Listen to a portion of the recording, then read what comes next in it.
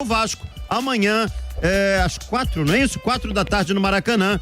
Fala, Rodrigo Machado. Pois é, Azevedo, a situação do Hugo Moura, que chega ao Vasco, contrato de empréstimo até o fim do ano junto ao Atlético Paranaense, com obrigação de compra quando assinará contrato até dezembro de 2026. Tem umas metas aí que ele precisa bater, mas são metas muito acessíveis. Ele vai bater essas metas e vai assinar com o Vasco até 2026. Depois disso, o Cruz Maltino vai pagar cerca de 2 milhões de euros ao Atlético Paranaense. Lembrando que é um jogador dividido com o Flamengo. 50-50, ele pertenceu às categorias de base do Flamengo e subiu aos profissionais pelo Fla.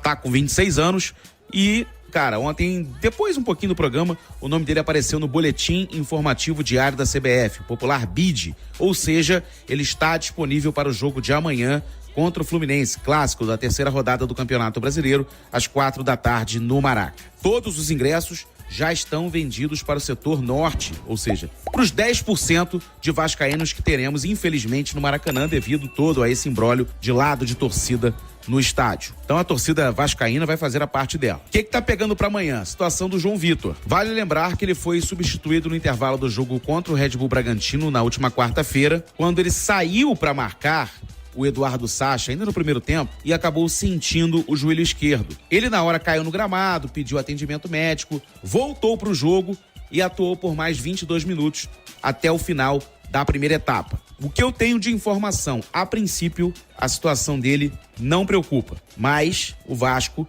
vai fazer exames para constatar uma lesão ou não. No meu feeling, ele não joga amanhã. Sem o Gary Medel, que ainda está no Chile, resolvendo o grave problema de saúde da mãe dele. A tendência é que o God of Zaga, o Maicon, volte para o setor. Uma última informação, o Vasco reabriu conversas para a contratação do Eduardo Vargas. Sim, o atacante chileno de 34 anos que pertence ao Atlético Mineiro. Ele está fora dos planos do Gabriel Milito e viria ao Vasco por empréstimo. O que está pegando nesse momento é a divisão dos valores do salário do Eduardo Vargas. Ele não quer abrir mão dos 800 mil reais que recebe por mês lá no Galo. O Vasco propôs ao Atlético a divisão, meio a meio. Só que o Atlético está querendo um pouquinho menos, né? Claro, ele que tem contrato com o Galo até o fim do ano. E também já teve o nome especulado no Botafogo, no Corinthians, no Flamengo, no Fortaleza, no Grêmio. E agora tem o Vasco aí nessa situação. O Cruz Maltino, através do Lúcio Barbosa, o CEO do clube, enviou uma proposta ao Galo, formal, e o Atlético, por sua vez, já deu sinal positivo. Mas como eu falei aqui, precisa ajustar a porcentagem do que cada um vai pagar ao Vargas. Pelo Atlético, Vargas disputou 136 jogos, marcando 24 gols e dando 12 assistências. Vasco amanhã, diante do Fluminense, tendo a possibilidade de escalar o Hugo Moura, hein? Cara, eu vou te fazer uma pergunta, vou te rebater aqui. Tá. Você vai entender porque que o Hugo Moura seria escalado. O que você achou da atuação do Zé Gabriel quarta-feira? Muito ruim mesmo. Tá explicado. A questão é, o Hugo Moura é do mesmo nível dos volantes que já estão lá.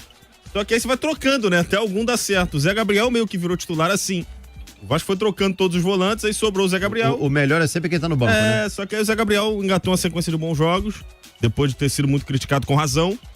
Ele não era nem primeira opção quando o Vasco estava na Série B. Vai lembrar que o titular era o Yuri Lara. O Zé Gabriel vira titular na Série A.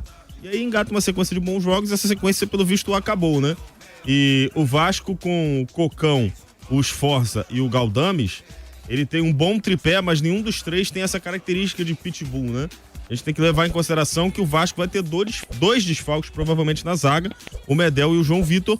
Vai entrar em tese o cara que é o terceiro zagueiro, a terceira opção pra zaga, que é o Maicon, fazendo essa dupla com o Léo. Então é importante que a defesa esteja protegida. E o Hugo Moura, em tese, é o cara que vai proteger o sistema defensivo do Vasco.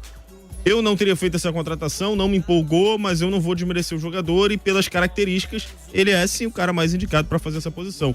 Vamos ver quem sai, né? Porque o Cocão tem feito bons jogos, o Esforza tem feito bons jogos. De repente o Galdames vai sobrar nessa história aí, o Vasco vai jogar com 3 volantes. Que fez um bom jogo na estreia contra o Grêmio, né? Mas... Perdão, não foi na estreia contra o Grêmio, não. Foi na derrota... No Bragantino? No Bragantino. Eu achei que faltou intensidade no gol do Bragantino no segundo. O segundo gol do Bragantino, o Vasco vai correndo pra trás, né? E o Galdames não ocupa o espaço dele. E aí a bola desvia no Maicon, azar danado também. Mas no geral ele acabou fazendo uma boa partida, na minha opinião. Do meio pra frente, né? O Galdames é mais um terceiro homem de meio campo, do que Isso. necessariamente um volante. O Vasco joga com 3 volantes que são dessa posição, mas não tem essa característica de pegada, né? Quem mais tem o esforço. Talvez por isso a chegada do Hugo.